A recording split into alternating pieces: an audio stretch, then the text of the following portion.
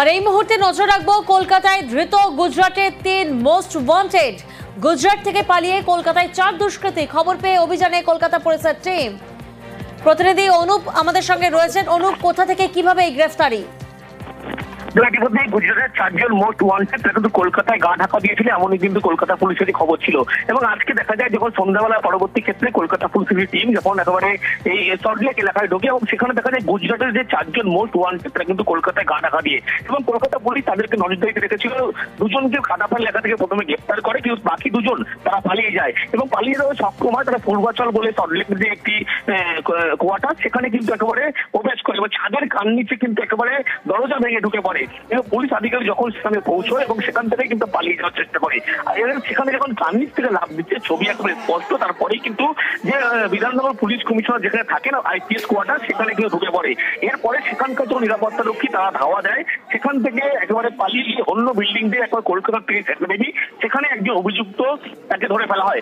এখনো আরেক অভিযুক্ত খুঁজে পুলিশের পক্ষ থেকে তল্লাশি করা হচ্ছে। মনে করা হচ্ছে এদের কাছে আগ্নেয়াস্ত্র রয়েছে এবং ছিল। ইতিমধ্যে পুলিশের পক্ষ থেকে গোটা বিষয় যেমন খতিয়ে দেখা হচ্ছে এবং প্রত্যেকে এরা গুজরাটের মোস্ট ওয়ান্টেড। এদের বিরুদ্ধে আগে গুজরাট পুলিশের কাছে একাধিক অভিযোগ ছিল, তারা কলকাতায় গা ঢাকা দিয়েছিল এবং আজকে যখন কলকাতা পুলিশ অভিযান চালায় সেই সময় কিন্তু তারা পালিয়ে যাওয়ার ঘটনা ঘটে। এই যে গোটা ঘটনা, সেই ঘটনার পরিপ্রেক্ষিতে 3 জনকে আটক করে এই মুহূর্তে জিজ্ঞাসাবাদ করে ফুলবাগান থানায়, পরবর্তী ক্ষেত্রে লালবাগে যেমন নিয়ে যাবো আরেক অভিযুক্তের খোঁজে পুলিশের পক্ষ থেকে এই মুহূর্তে খোঁজ চালানো হচ্ছে। বেশ, এবং সেই মুহূর্তে সিসি ক্যামেরার ফুটেজ আপনাদের সামনে। কলকাতায় ধৃত গুজরাটের 3 মোস্ট ওয়ান্টেড। গুজরাট থেকে পালিয়ে কলকাতায় 4 দুষ্কৃতী। খবর পেয়ে অভিযানে কলকাতা পুলিশের টিম।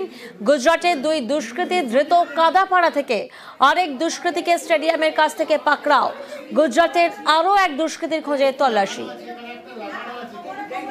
সন্ধ্যাবেলায় হঠাৎ চিৎকার শুনতে পেলাম, চোর চোর চোর। তো চারদিকে দেখলাম দৌড়ঝাঁপ হচ্ছে, আমি সাথে সাথে নেমে এলাম, আমাদের সমস্ত আবাসিকরাও নেমে এলো।